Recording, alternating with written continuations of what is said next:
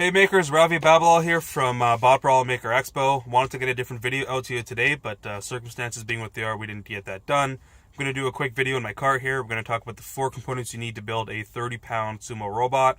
The first one you need is motors.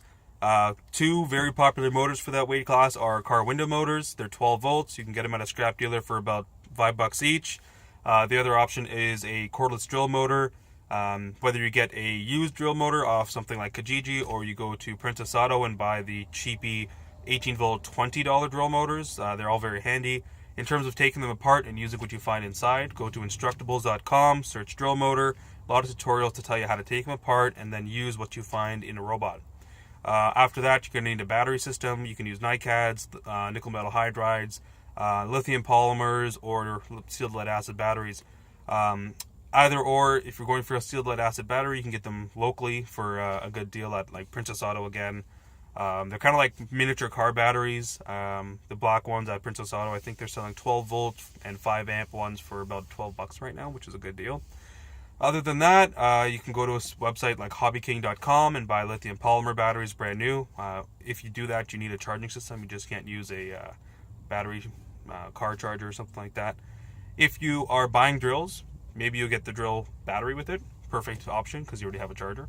The next item you need is a radio control system. Here's one of the ones I use. This is a orange RX transmitter. I got it from Hobby King for about $50-$60.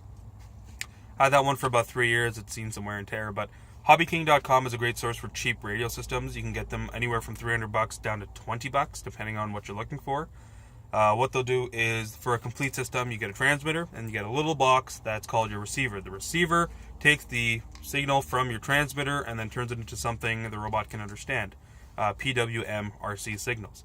The last item you need is a motor control system. So that will take the radio control PWM signals from your little receiver and turn it into something the motors can understand. So in turn, you need a receiver, little wires going to your motor controller. Popular motor controllers, or electronic speed controllers is what they're called, electronic speed controller. Talon SRXs are popular. Bot Bits, Bot B-I-T-Z controllers are very popular. Go to robotshop.ca. You can take a look at what they have for that option. Just make sure it's RC compatible, what you buy.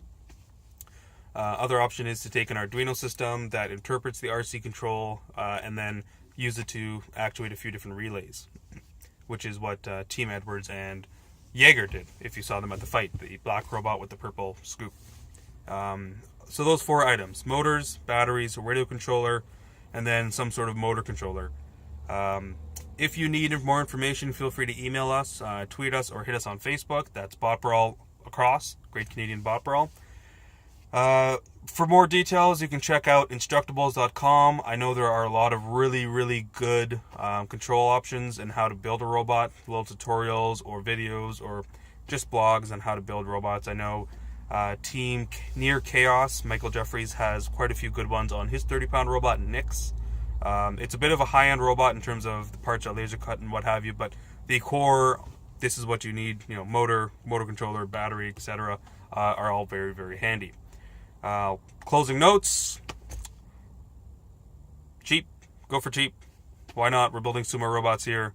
Go to your scrap dealer, get a bunch of 5 volt window motors, throw it together, and then you can upgrade your robot as you go along. Okay? See you next week.